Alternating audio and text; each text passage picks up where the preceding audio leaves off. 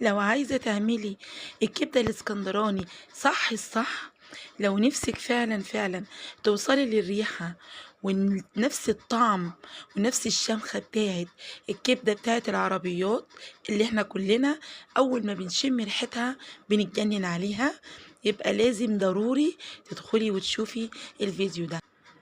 لو جربتي الطريقة دي ومشيتي على المقادير دي بجد بجد هتقولي انا ما اكلت ازاي الكبده دي قبل كده.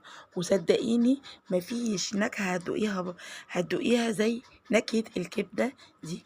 بس امشي على نفس الخطوات ونفس الطريقه وان شاء الله هتدعيلي.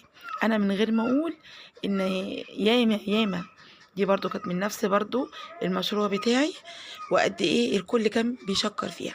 يلا بقى بسرعة عشان نشوف احنا عملنا الكبدة دي ازاي. معايا هنا